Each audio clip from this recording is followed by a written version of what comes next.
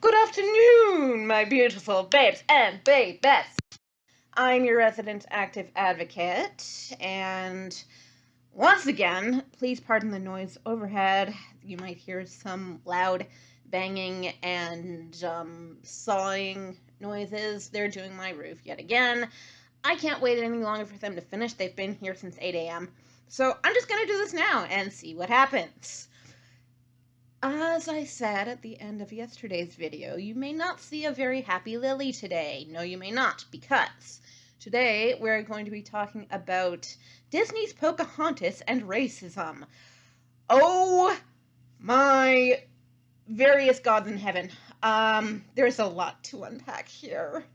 And if I were to use the word problematic, I wouldn't even be scratching the surface of the surface of the surface. Holy did they screw this up? Disney, darling, baby, I love you, but you do so many people dirty. Stop it! Come over there and hit me with the newspaper. Alright, so this is me losing my mind, but this is also going to be an analysis of what they got right, not very much, and what they got wrong. Literally everything else. So, Captain John Smith. Let's start with him, alright? In real life, he was a short, round, portly, balding man of 27. By the way, he was 27 years old. And in the movie, however, he's portrayed as a tall, manly, long-haired, golden Adonis. And to be fair, I like it when men wear their hair long, but it's gotta be applicable to history here, people. He was also a bit of a I don't want to use any nasty words here, but he got around quite a lot. And the whole story, and yes, it was a story, of him being saved by Pocahontas was a complete and utter fabrication. Which, by the way, he had pulled with two other princesses of Central America before he tacked on the story to Pocahontas to make himself more famous back home. Yeah, 3 times he done indigenous people dirty in that exact way. 3 times this man claimed to have been kept captive by the native peoples of whatever land he was in. One of the other cases was in the Caribbean, I know that. 3 times he is portrayed as having been saved by a beautiful maiden or princess of that particular people. In the case of Pocahontas, A, no, that did not happen.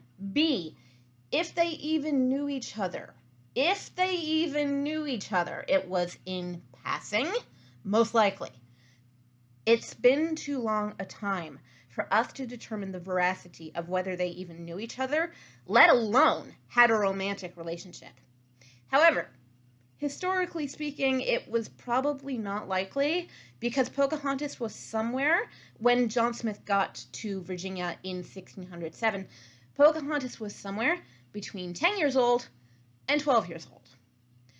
To be fair, back in the day, that did happen amongst the upper classes. People would be married off, and especially girls, basically as soon as they could menstruate. But John Smith, as I say, was 27, and he was not of a higher caste or class. All right, in the Disney film, he is portrayed as the fearless adventurer, honorable Captain John Smith, who everyone has heard of, and, you know, his acclaim spreads wide along the world. In real life, he was more of a mercenary. So, there's that. Yeah, so Disney got that very wrong. I'd like to address the whole issue of English versus Powhatan relations. It didn't go very well. You know, they were one of the people who were colonized pretty early on, but they were basically seen as total inferiors by the whites. And, you know, in the movie, all of the members of the Powhatan tribe, basically, are portrayed by, quote, our side of things. You gotta remember that Disney are a company basically, at least at that time, of just white male filmmakers.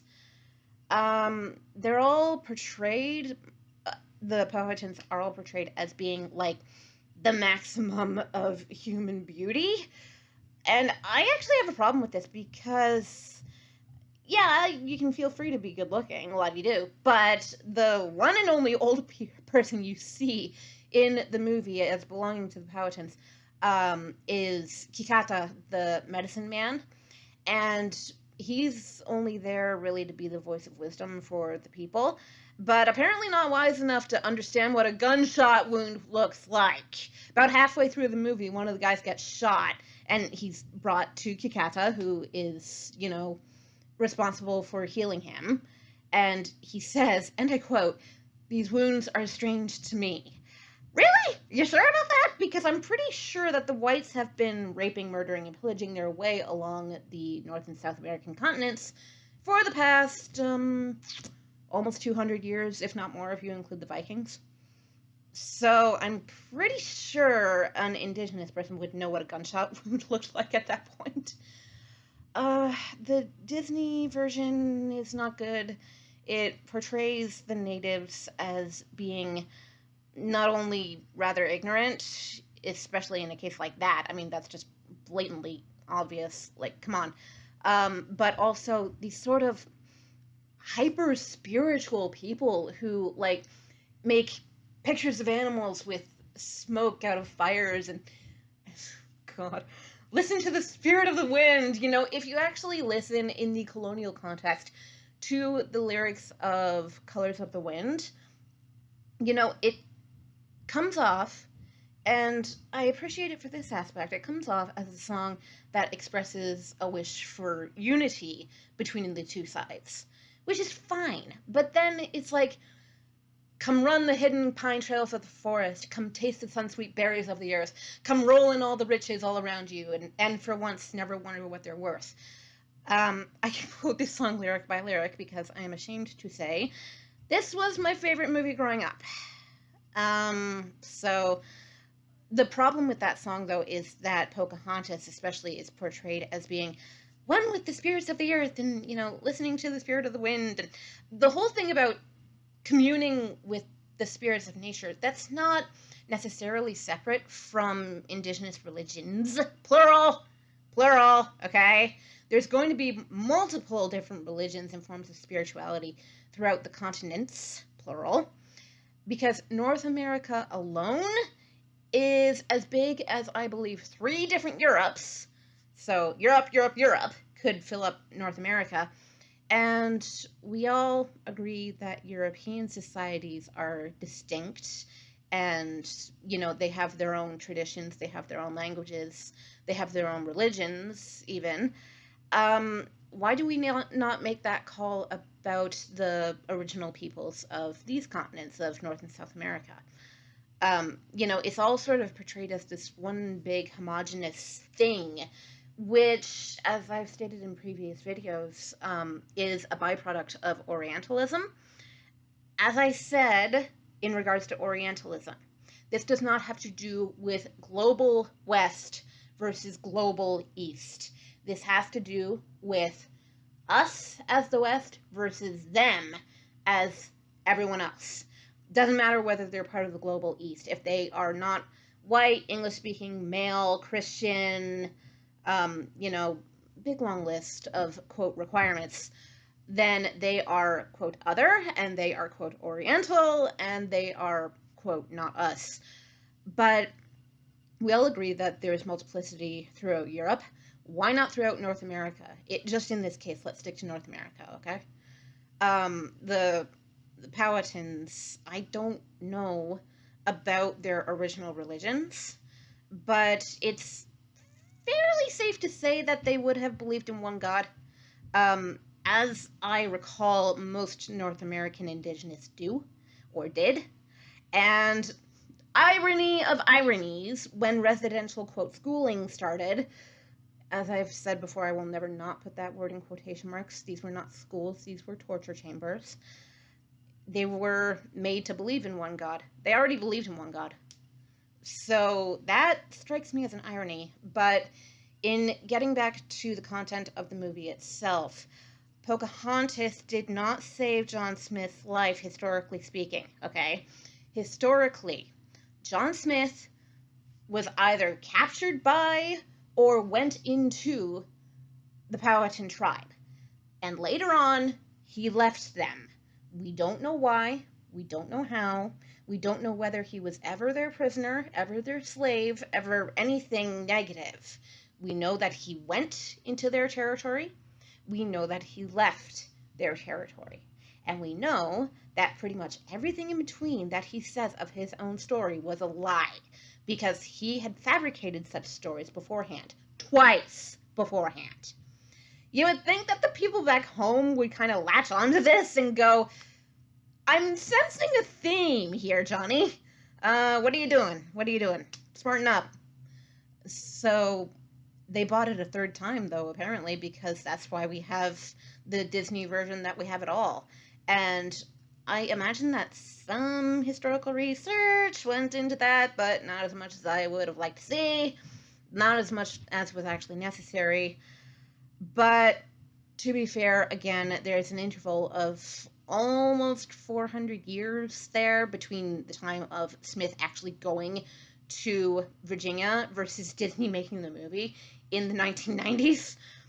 It's been a while, and all they really had to go on was Smith's own records and, how the legacy resonated through history.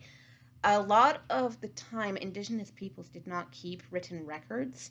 I don't want to generalize here, okay, because I'm sure that a lot of them did have a written language, but I have heard that in a lot of indigenous cultures, they believe that to write a thing down is to sap that thing of its power, especially in matters of spirituality. So there would be often a very great vocal oral tradition within tribes, amongst tribes, through alliances and things like that. For example, the Iroquois are made up of 6 separate nations, okay? Quite a few here. And this is going between Canada and America as well. They did not draw their borders in the same way that we drew them. Actually, the way that we drew our borders would often divide tribes and nations amongst themselves right down the middle, and that was not unintentionally. That was not unintentional. That was quite intentionally done a lot of the time. But when it came to the Iroquois, they had a confederation between 6 different nations on whom the Americans relied to write the Constitution. I have heard that when the creators of the American Confederation were all sitting together around the table, you would get people like Thomas Jefferson going into the other room where they had a bunch of indigenous Iroquois sitting around and going, hey guys, how's this sound? Because the American Confederacy, not the South of America, I'm sorry, I mean like the, what's it called? Not Declaration of Independence, the other thing. Constitution, for God's sake. The American Constitution, quite a lot of it is based on the Iroquois Treaty between the 6 nations. I'm sorry, I'm ridiculous. But, yeah.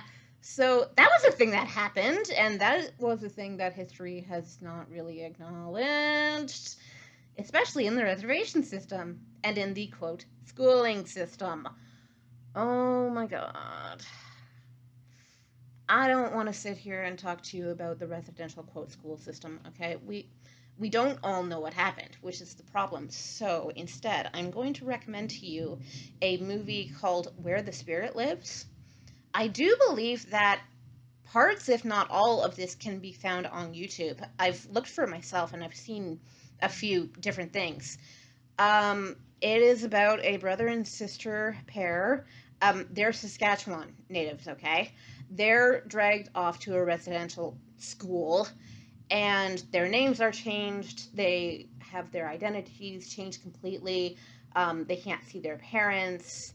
They're stripped of their language, of their religion, everything. And, they're systemically beaten and abused, verbally, physically.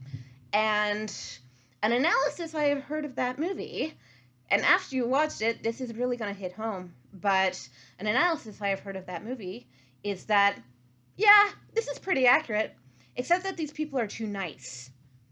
Okay? Watch the movie and then let that sit. Because, like, it is not good. It is not good. And yes, these things did happen. And I've said a few times, the final residential school in Canada, at least, closed, I believe it was in 1991. For reference, I was born in August of 1990. This is not ancient history. Pocahontas may be somewhat ancient, depending on how you define ancient history. But the history of Indigenous oppression is not ancient. It is current, it is modern, it is happening right now. Right now. And this is the kind of shit that we need to fight. This is the kind of shit that we need to get rid of. Y'all know, because I keep telling you, I hate these top-down systems. Get rid of them! Get rid of them, for God's sake. Like, why do we still need this? We don't still need this. And I think it's BS to say that just because you, like me, have very white skin, that you are superior to someone who does not. That's disgusting in my eyes, quite frankly. In regards to Pocahontas, the whole thing about the Indigenous being portrayed as they are, that is pure voyeurism in my eyes.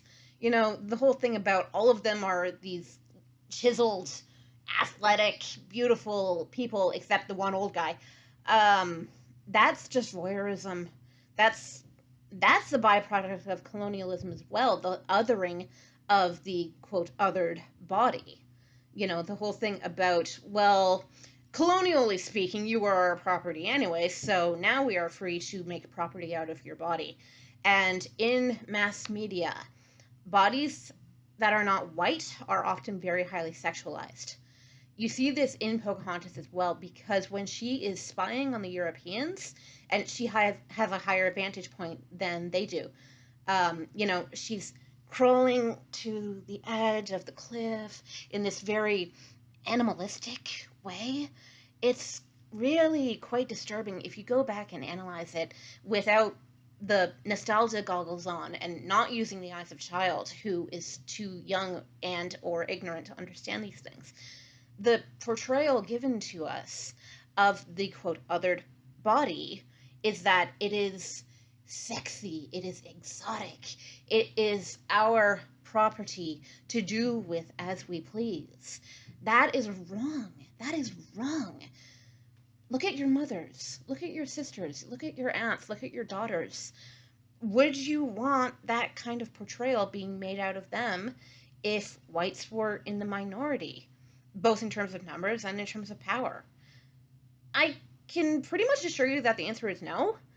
And especially since it sets this huge dichotomy between the civilized white people, who are all very staunch and noble, versus the, quote, savage, I hate that word, natives, who move and act like animals and believe these very archaic and out-of-date sorts of things, and they don't even know what a gunshot wound looks like.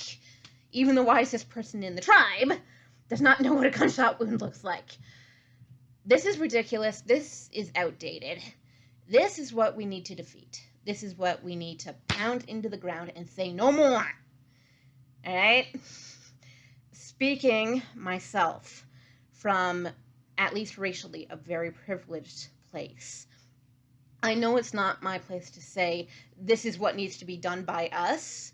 This is what needs to be done by them. I'm not the one in the position to say how these relationships should be repaired. All I can do is do my part to not cause more harm and to do as much good by other people as I can, and especially when those people have been marginalized and oppressed throughout history. Because that ain't fair.